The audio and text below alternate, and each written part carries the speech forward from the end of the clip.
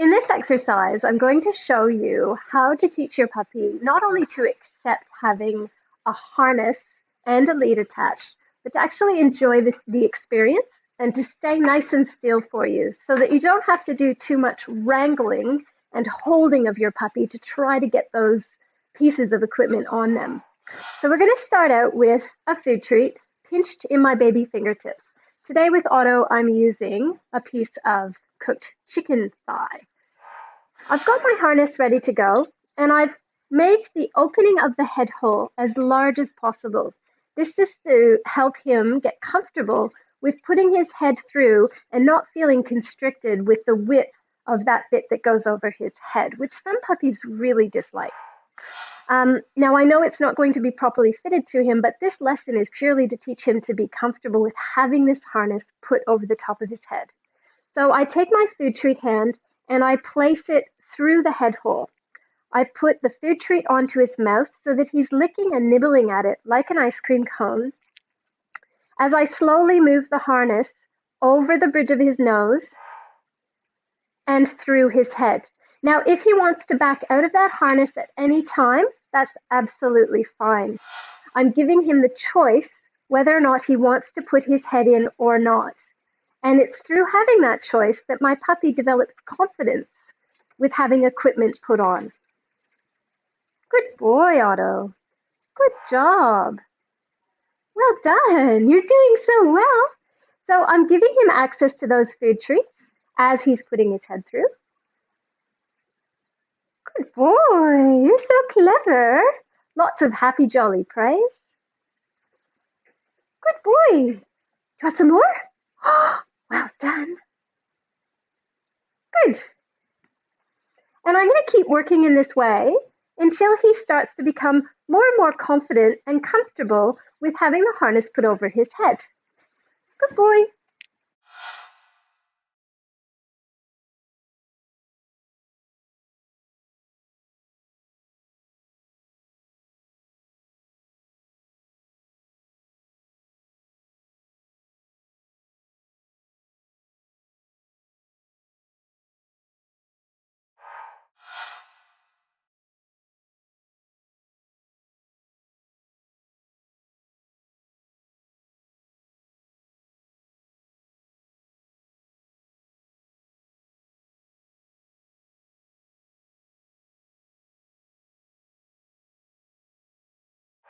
Now that I've got the harness over the top of his head, which he's still not entirely comfortable with, I'm then going to use one hand to continue to keep his interest on those food treats, while I use my other hand to start to try to clip it up underneath his body.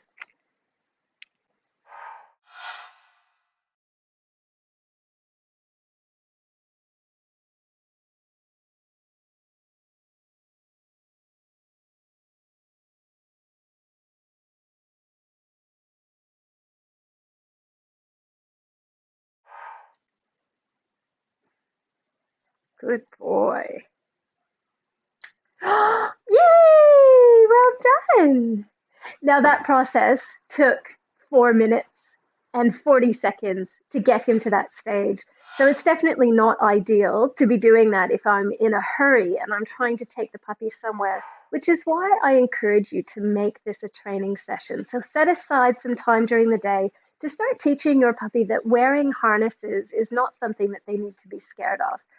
Some puppies accept harnesses being put on them quite easily, and other puppies need a little bit more time and patience to be involved. All right, give that a try.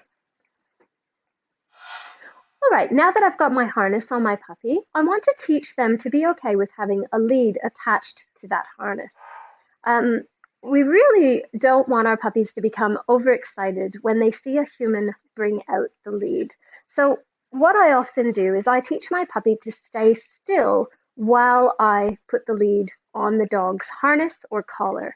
And probably one of the best ways to do that is to do what I did before and pinch my fingertips around some food while I use my free hand to clip the lead into the harness. I often like to repeat that procedure several times in a row, giving my dog a food reward each single time. So they associate good things happening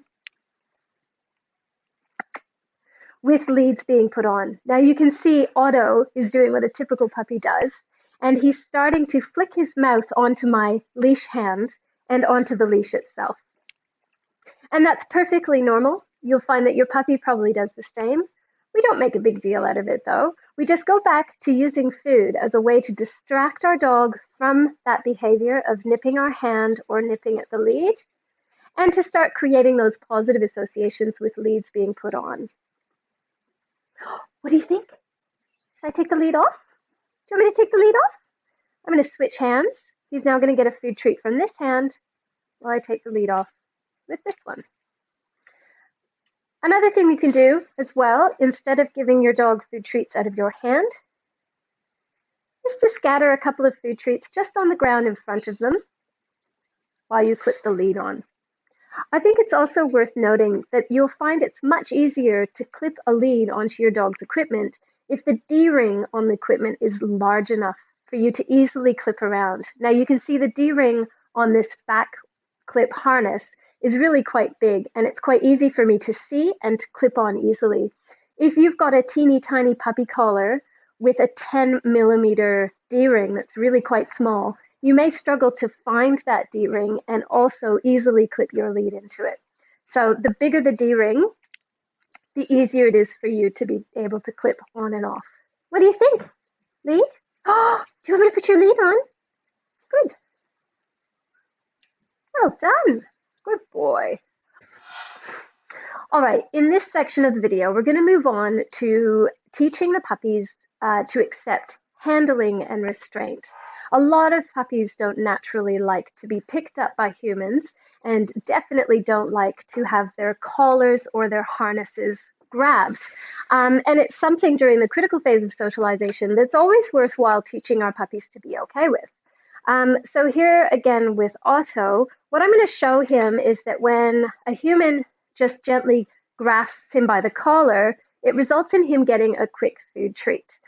So he starts to not mind the sensation of a little tiny tug on his harness or his collar. So I'm going to touch the harness and food treat. Okay, so initially just starting with moving my hand towards the harness, not tugging too much, but then giving him a food treat.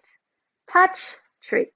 Okay, and you can see he's kind of backing away from my hand there, which tells me that he's not entirely comfortable with this scenario. So I need to keep working at this level a little bit longer before I increase my touch to a grab. So touch, grab. Okay, so the human touching the harness, touch, treat, results in a treat. Not so bad for you, hey Otto? Touch, treat.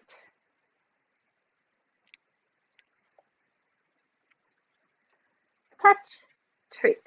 You can see he's a little bit more accepting of that touch, touch, treat. He's noticing it, but he's not backing away as much. So I'd want to continue to repeat this several times and then eventually move on to a grab. Okay, grab, treat. Good boy, Otto. Well done, you little munchkin. Grab, treat. Yay! And maybe if I slow down the movement of my hands, that can help Otto feel a little bit more comfortable to start with as well. Grab, treat. Grab, treat. Good boy. Grab, treat. Good boy. Well done. Grab, treat. Grab, treat. Good boy, Otto. Well done. Good job. You're so clever. Good boy. Grab and treat. Grab, treat. Good job. You should do the same procedure with a collar as well. I can't tell you how important it is if your dog was ever to escape from your yard and be picked up by somebody unfamiliar to them on the street and they were wearing a collar or a harness. It would just make it much easier for them to be able to comfortably grab your dog by their equipment and hold them still while they get the number off of your tag, rather than have the dog fighting and potentially biting that person's hand as they come in to hold that collar. Grab, treat.